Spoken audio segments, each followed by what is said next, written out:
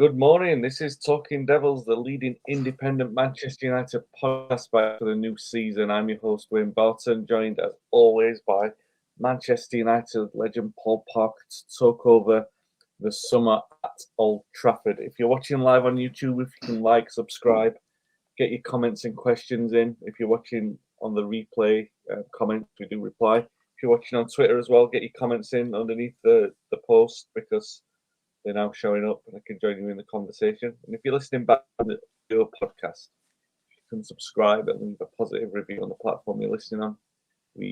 I would very much appreciate that. Here with Paul, Dave may join us, late straggler. Obviously, pre-season taking its toll on Dave. He has had COVID, to be fair. I'll let him off. He says he's got it. I've got no evidence. I'll just have to believe him. Paul, I know you've not had COVID, but you've had a weary pre-season. What have you been up to?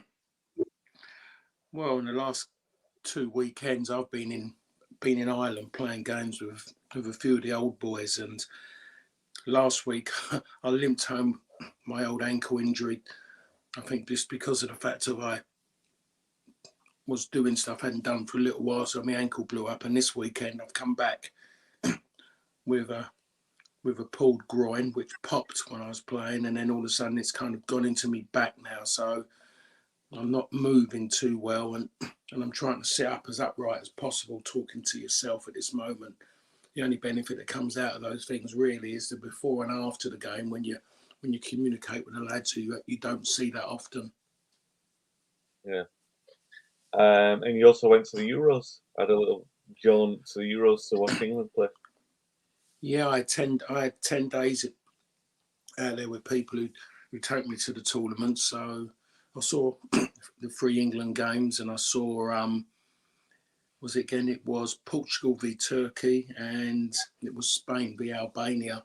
And pre-tournament, I fancied Spain, and then once I saw them against Albania, with their second team out there against Albania, it was all he made 100%, like almost like 11 changes for that game, and the way those players played was incredible. A team made up of players who didn't play for didn't play for the big two in Spain. None of them. Yeah. So it was an incredible performance by them in that game and throughout the tournament. Yeah, and I feel like England had this thing in the where maybe a little bit of an inferiority complex for whatever reason. I mean, they performed not very well through most of them, and had this sort of weird wave of things working out for them in the knockouts until, of course, they got to the final. At that moment of hope for about 5 minutes, but they were outclassed in the final. Spain were the winners. United, eventful pre-season. They've gone to America. Performance is better than the results. We can say that for sure. A couple of decent results in there. A couple of decent performances from the likes of Ahmad. Who looks like he's played his way into contention for a more regular, maybe not starting position because of Garnacho and Rashford, but certainly someone to be taken seriously in the first weeks of the season. Collier done very well. Amas is the one that everyone's talking about more because of the fact that there's that opening on the left side. Shaw's still not joining in. Amas looks very, very confident, all that composure on that left-hand side. It's very promising. Elsewhere, Onana has not looked particularly great, and we've had all these injuries, lots of changes. A lot of these European Championship players not even back, and they won't be back until this week when the team are back. So, Paul, you picked up a couple of injuries in pre-season. United have made all these changes, and they were saying all last season, they were like, make all these changes, and then that'll solve the injury crisis. And yet, United are heading into the season with a bit of an injury crisis, which, I mean, I don't want to simplify it and say injuries are just a part of football. You've got to put up with it, because last season was extraordinary. I thought that there's got to be some kind of rhyme or reason behind it. Sometimes it is just a part of football, and United again have been unlucky with some of the events of the pre-season, shall we say. It's not been a great pre-season. No, I suppose it hasn't really, but now there's so much emphasis on pre-season now. I mean, when I was playing, it wasn't really that bothered about you winning games. I mean, you wasn't kind of going and playing your big rivals in pre-season friendlies, and we know that isn't for the improvement of the team or to test anything. It's about the money. Why they're going all the way to America to play against Arsenal and Liverpool, and all that does is put everything under pressure, because being with United and what I said already is that everyone wants to scrutinise it and tell you the good, bad, and indifferent, because you've lost that game, where before you used to play games, used to go to Ireland and play in those kind of games, and and you had to kind of really compete because they still wanted to beat you. Then you go to different you might play a game away at somewhere, you might just go somewhere, a local game, and play in that. Then you might just have a game at Old Trafford. You'd have a Benfica or something at Old Trafford, just maybe a week and a half before the season starts. But now everyone wants to go and play each other overseas, and then everyone then starts moaning about injuries. And if you're going to drag players on planes anything from 7 to 12 hours going west, depending what part of America you're in, then certain players are going to feel it more than others. And I think I think everything's going too far now. It seems like now there's going to be another league within the league, isn't there? There's going to be the injury league. You keep talking about injuries. Someone gets a little clip, and all of a sudden he's injured. And people kind of accounting things. And the only way if you're going to do it properly, you have to look at the honesty of the player, and you have to find out how bad it is. I mean, they tried to say about Marcus Rashford the other day. He walked out the stadium absolutely fine, but it was like a big story because after the other two, the new sign in the centre half, and because of Hoyland, it was another big issue and that. And I'm really not understanding again the negativity already from people. I'm in a group chat from when I was living in Singapore, and there's a lot of Singaporeans in there.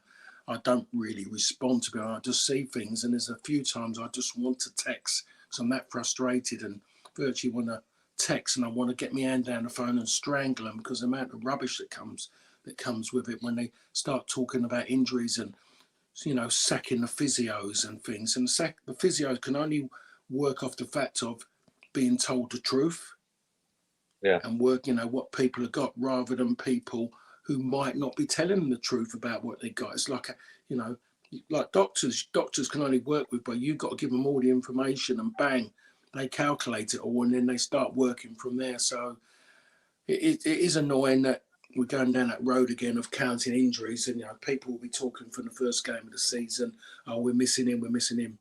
But lucky enough in the Premier League, from a lot of clubs, is that there's a lot of money. So when they can go and buy backup players that are better than most players that play in the Championship, they can have them there and they can use them and utilise them when their players get injured. That's the whole idea of it, I thought, having squads all the time. They always used to talk about you need a good squad, you need this. They seem to get squads, but the moment they lose a key player, they want to moan about it. And you have to get on with it. It's quite annoying that every manager, fans are all doing it, and it absolutely drives me mad when they start talking now, because they're totally overemployed now with all these so many different physios and doctors are virtually going from one club and physios from one club to the next. Oh, he's going to make a difference. Well, he never made a difference there, or he was doing well there. Maybe where he was, he had more honest players there, and that's the reason why some clubs are in different positions to others. Rooney said that at the back end of the season, didn't he? Thought that some players were sort of taking it a bit easy, and then implied that some of them would be back for the cup final. Some of them were back for the cup final. So maybe, I mean, it's difficult to conclude that at the start of a pre-season, but I by and large, I agree with points that you say there. It's difficult to know exactly what's having things happen. One thing that I do definitely agree 100% on is that people tend to try and draw conclusions about anything, don't they? It's like, oh, this is the conclusion we've arrived at. For example, I say Arteta has got the Indian sign over United again because they won their game in pre-season, and Slot, because Liverpool won 3-0. But if you look at look at the stats, but United dominated in chances created, and by all accounts, decent performance in the first half until the game ran away from them. You got to look at the same that Liverpool had some players out, but you look at United's team and they've had decimated really the number of. I remember the Arsenal game in particular where Martinelli scores the winner. He's going to rookie defenders. It's not a damning conclusion. The issue is the United are bringing back all these players this week. But not the only club to be doing that. But Wayne, I find it very strange because is that they're going to this, like say, this time it is all about America. Then mostly next year is going to be maybe all about Australia or something, or it might be going to Asia. I don't know. But they're paying out all this money to get these teams across, and I'm wondering why they spend all that money when there's the Euros just gone. They know that Liverpool, Manchester United, Chelsea, Arsenal are not going to have key players there. They're the ones that they're looking to get their kind of a little bit back from, in it, because they're the PR ones, the ones that everyone wants to see running onto that pitch initially, and they're not there. So the whole thing is it's after the horse has bolted. They're sitting in these stadiums and they're looking at it and they're going, oh, yeah, great. Yeah, he's not a bad player, but they want to see the key players, the big players from these clubs. That's what they're there for. They see them most mornings when they're watching games in the US or late at night, depending where you live, but they're not getting what they want out of it. And I've just got no interest in it at all because it's not real. It's not really, really real. You can't gauge anything, or I should say you shouldn't be gauging anything at all off of those games. The test of it is playing games here, helping out these non-league teams, having sending teams there, sending teams with key players there, and getting bits out of that with decent intent to see, in that side of it, rather than travelling so many thousand miles. And also great that some of these young players are getting games in and around some first team players, but as you see in United at the moment, the back four was back to the levels of last season, capitulated at the back at this moment in time. So there's been nothing to gain from it except money in the bank, and the Americans getting a bit of poor PR out of it. Yeah.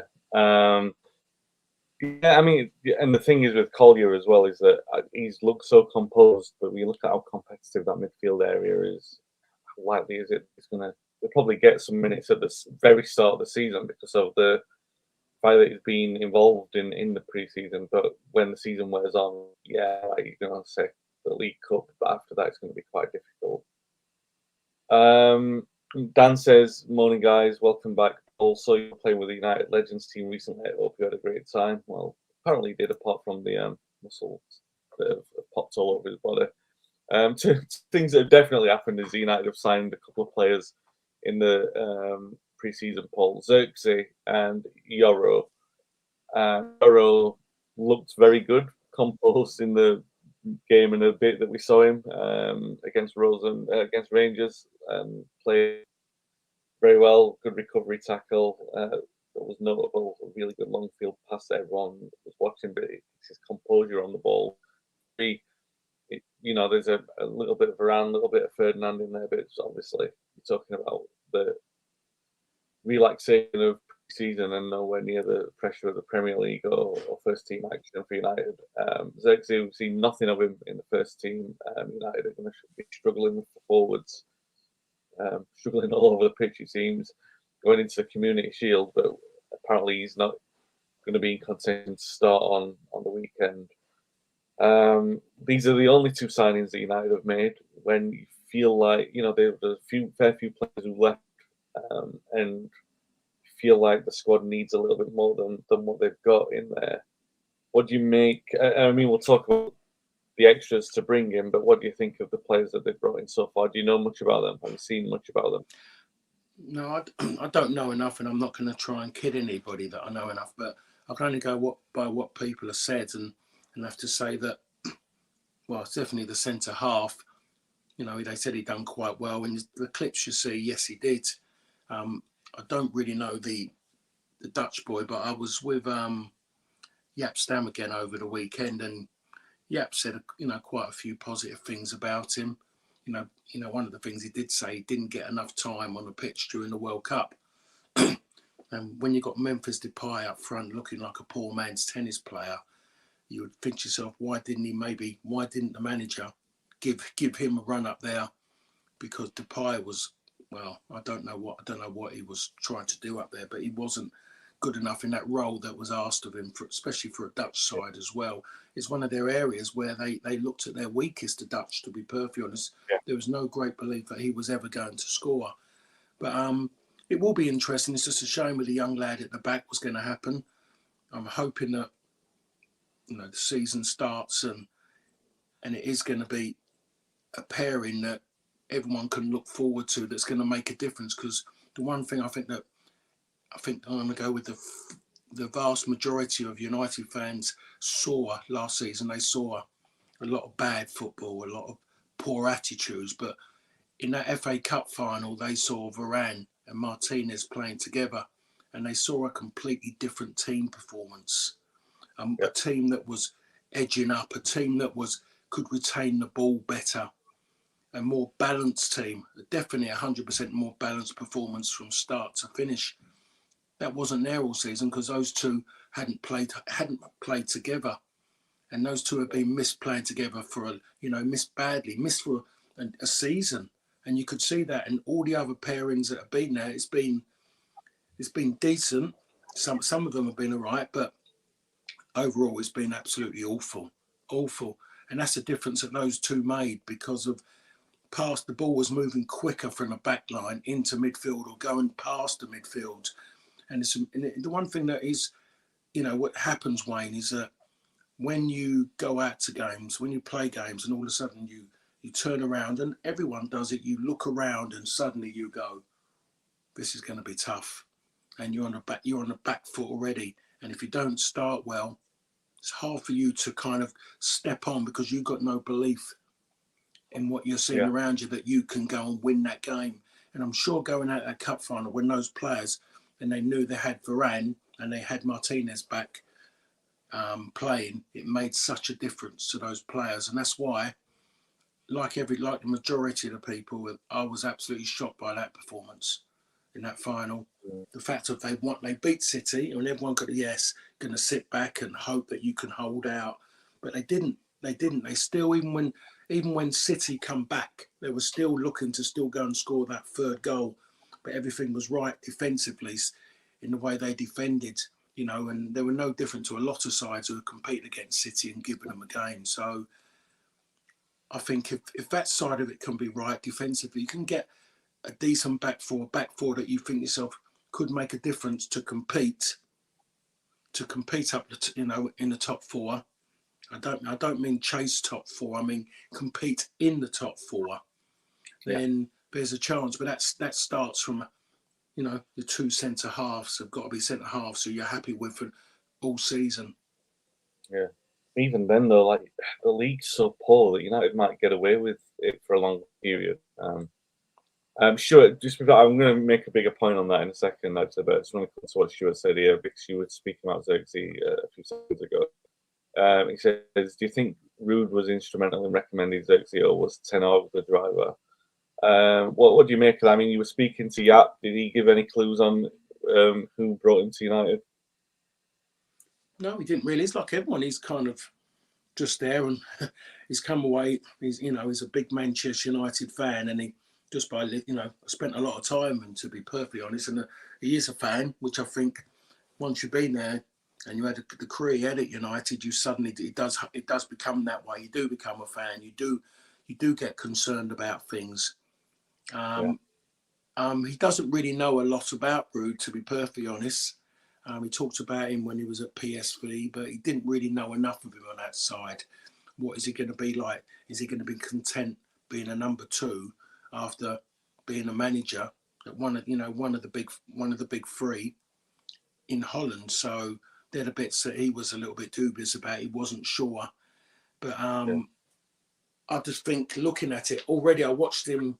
I saw a little bit of a clip of him, and I saw him down, kind of talking. See that he was talking to Ten Hag, and he jumped up when a goal was scored, and he was kind of involved there, chatting after the goal scored as they're doing now.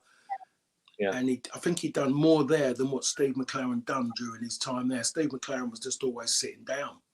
I mean, his tracksuits mostly never had straight legs because he was always sitting down.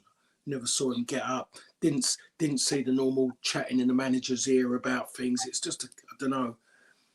And, as it goes, last weekend when we was in Ireland, and I said to Yap, I did say to Yap, when we first of all we started talking about Ruud van Nistelrooy, I said, "What do you think's going to happen with Steve McLaren?" And he just shrugged his shoulders and he just said, "What is he doing? What is he doing now?"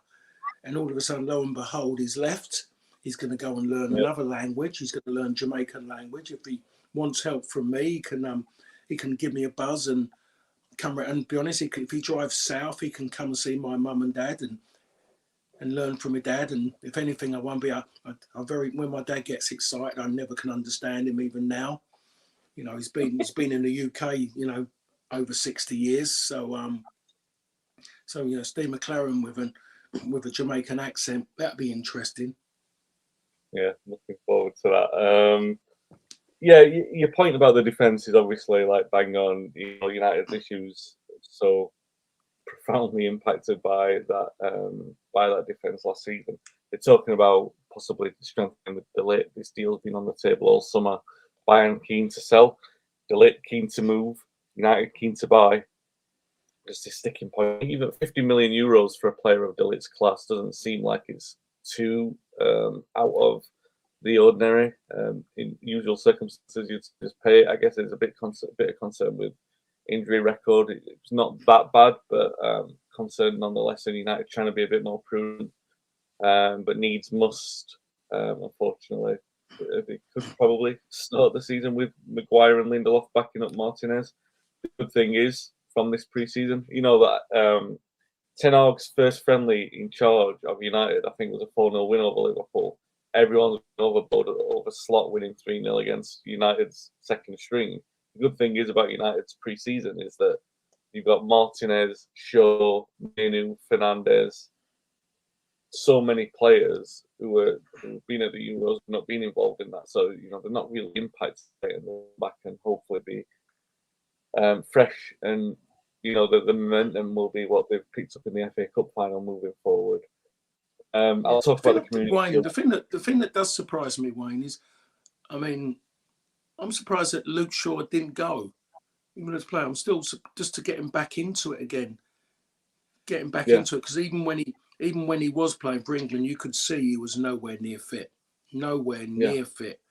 There was no energy in his run. Everything just by the way he looked, the socks down. He just wasn't fit.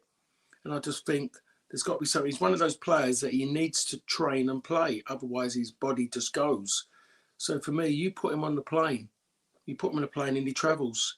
He travels out there just to be around it and maybe just get little run-ins and just get everything back. If you're looking, then straight away, he's going to be back this week. They're going to got the Charity Shield. What's going to happen? You're going to bring him straight in to do that. I saw him there.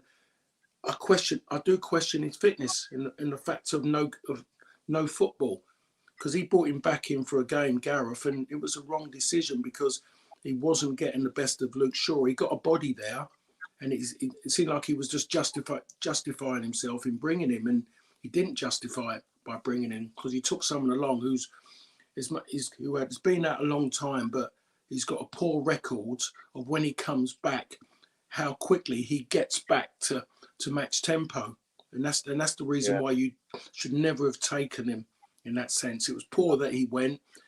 The whole thing, he should have been maybe respectful to his paymasters and not gone.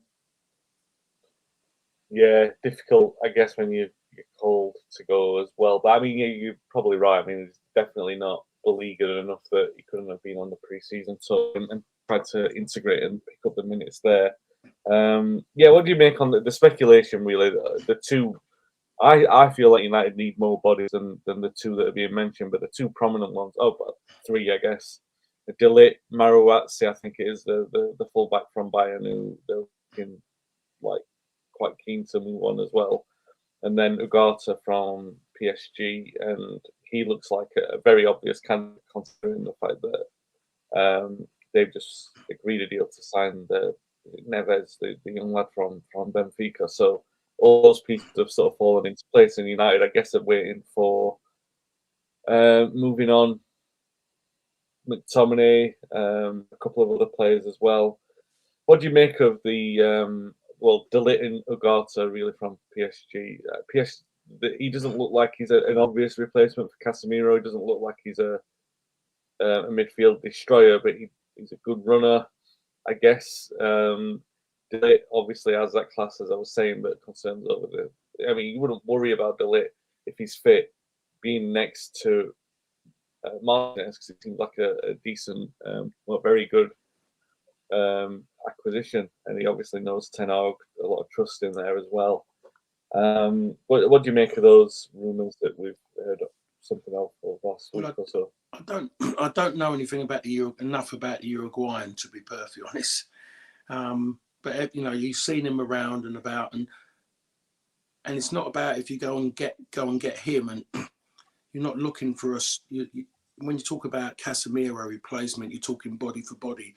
When you're talking about as a player, you can't go and do that. You bring someone in. It was like when everyone talked about Roy and Robbo, and you need a replacement for Robbo. Get Roy Keane, but you weren't looking at Roy Keane trying to play like Brian Robson because that was something completely different. Roy Keane played as Roy Keane, and to go and find another Roy Keane was always going to be impossible. So you're looking for players to come in who are going to got their own way of dominating games and becoming what you're looking for as a top midfield player for your team. And I think if he's coming to Casemiro, we're talking something completely different in that sense. But Casemiro was one of those players, everyone wanted him out last season, the season before he was a superstar. But everyone thought that he was going to go to Saudi. Nothing, it hasn't hardly been talked about. And no one's asked him if he wants to go to Saudi. Does he still want to be at Manchester United? It wouldn't surprise me if he does, because he wants to be around and, in my opinion, be around and play at the top end for the biggest clubs. And Real Madrid to Manchester United, that's not bad. And I just think he wants to be around still at this moment in time. So to bring another midfield player would be interesting. It doesn't make sense. In that, I can see why, because I look at Eriksen, as much as I like Christian Eriksen, you can see everything about him. I look at it and you have to say that you have to have a little bit more now than him. You need more of an edge. We know about Mainu, but you need something else in there. On De Ligt, 50 million for me it makes sense to go and pay that money. We're stupid enough to go and pay 80 million for Harry Maguire. You've got a centre half who's been around Juve, he's been around Bayern Munich, and he's been at Ajax. Everyone keeps going, oh, his injuries. I think people are making that up again, that it wasn't that bad. But the thing about it, this time he's going to come and play for a manager which he respects. And he knows that, again, that the manager likes him. And how many more games you get out of people when they know that they're liked? It's amazing, especially in today's world, and the mentality of players today. The idea of everything that they're not getting on with the manager is to kind of, in a way, I'm injured, and that's what we're at. They just go, I'm injured, and straight away they're not playing, and we know that's been happening at Manchester United, and we know, and again, Wayne Rooney kind of alluded to that at the back end of the season, as we said earlier. So I think De Ligt would be an absolute fantastic signing, to be perfectly honest. It makes sense to me to have that. To have him there playing for someone who he respects, you're going to get the best from him. I think you're going to get a lot of honesty for him. But it may not even work out that he's going to be a regular, but you're going to have proper competition from, for me, if you get to it, 3 very, very good centre halves. Very, very good centre halves. Yeah, Euro's potential is frightening if he comes back and he's got that run. But yeah, he's going to be missing from the weekend. Højlund's going to be missing. Ten Hag was talking about playing shows false nine or as a nine, whatever.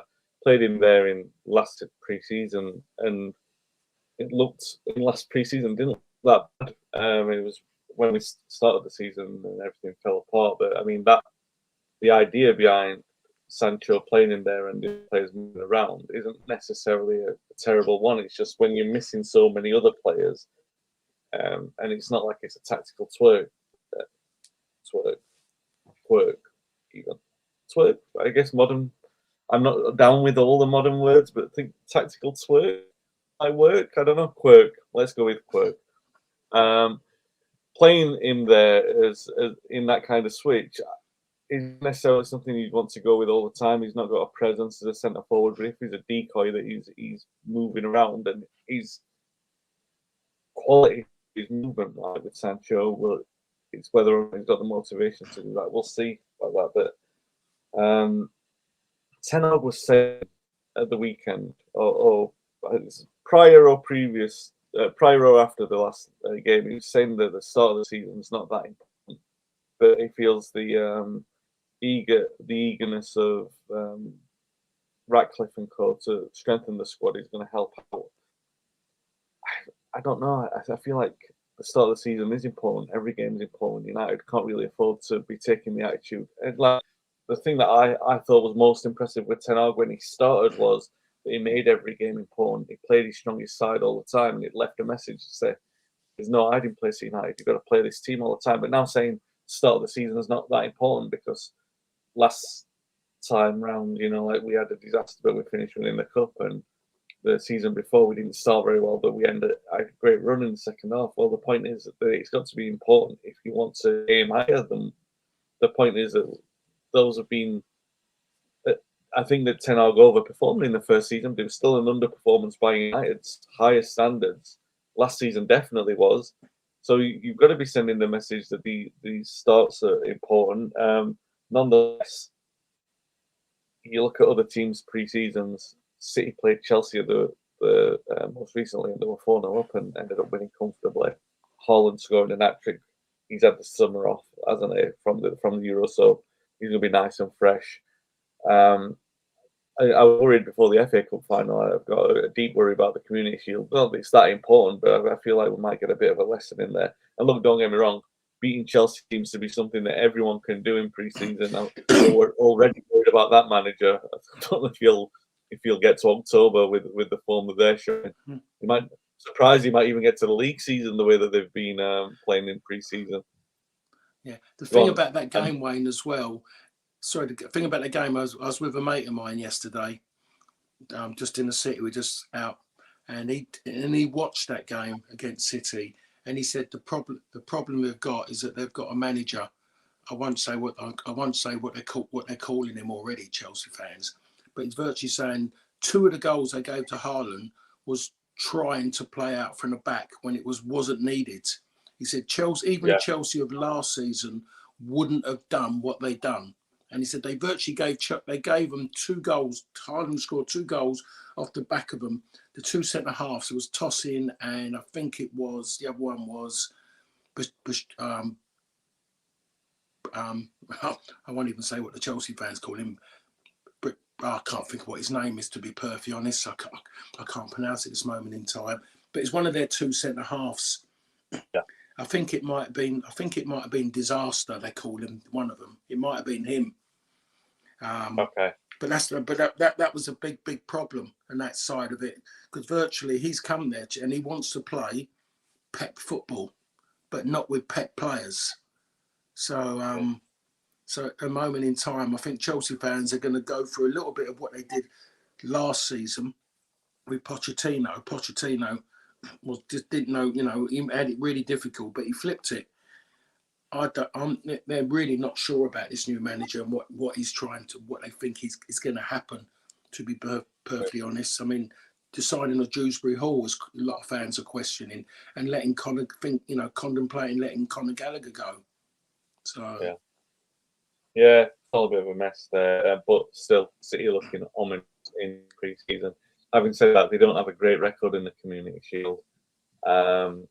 it's a game where Guardiola likes to mess about, doesn't he? I mean, he likes to mess about in most of the games, to be honest, but like especially in the games that don't seem to mean much. So United have got half a chance based on their track record.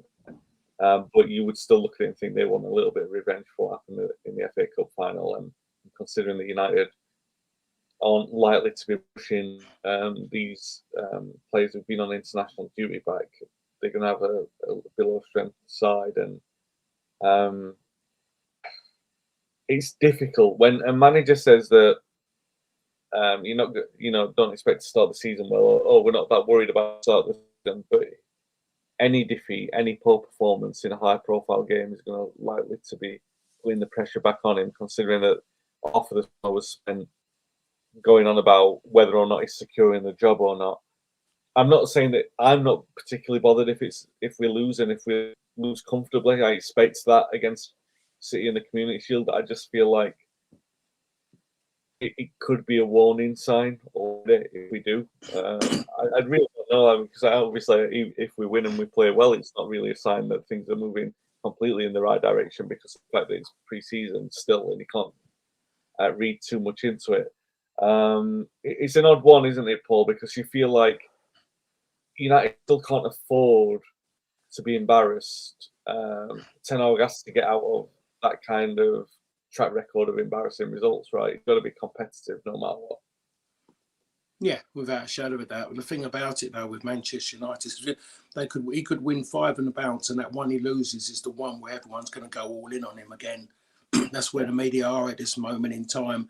They're still looking for this new manager under this new group who have taken over the football side of Manchester United. They want content. They want a new face in there they can talk about. They're hoping that Ten Hag is not successful. They don't want it. They were so disappointed that they kept him on. Really disappointed that he was kept on. So they really don't want it to happen. I mean, the first pre-season game that I was aware of was when they played Rosenborg, and they get beat against Rosenborg. And wow, honestly, I thought they'd lost a maybe a Europa League qualifier or something. How everyone was going. It was a game in Norway where there is a ridiculous amount of Manchester United fans. It was it's the islands of Scandinavia, in that sense of the support levels in Norway and Scandinavia in comparison to Ireland. And when they go there, and that's what. But then for Rosenborg, and again you mentioned about the players who at that given time were playing, there was no getting away. The media were going to have a go at United on that. They weren't going to mention the fact of it. It was all young lads playing. There was, players of any great note were not playing. But Liverpool lose to Preston, they don't talk about it. So, already the season's going to start, and every game he plays, there's virtually going to be someone's going to be saying, "Oh, if he loses this, he's under pressure." I will get asked.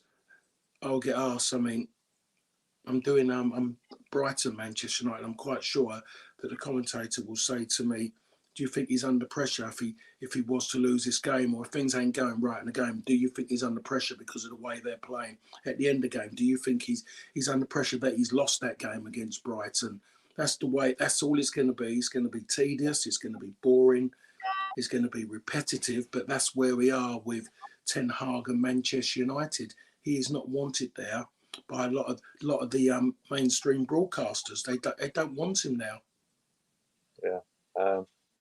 Let's hope that it's not tedious and boring on the pitch for United, because as much as he's talking the talk of being able to survive bumps, not as confident as what he sounds. We'll be back next week to talk about United's opening game of the season, which is that Community Shield against City. Maybe we're talking about a win, hopefully so. Hopefully Dave will be recovered from COVID. I was joking at the start about him missing, but he's not well. Hopefully he'll be better soon and be with us next week to join in the Mickey taking of me, as Paul and Dave often do. Today was a serious football conversation, not always when Dave's around. If you've enjoyed the pod, you can give it a nice review on the audio platform you're listening on, and if you can give it a like and subscribe on YouTube, I would really appreciate it. We'll be back next week, guys. Stay safe, stay well. Thanks for listening and watching.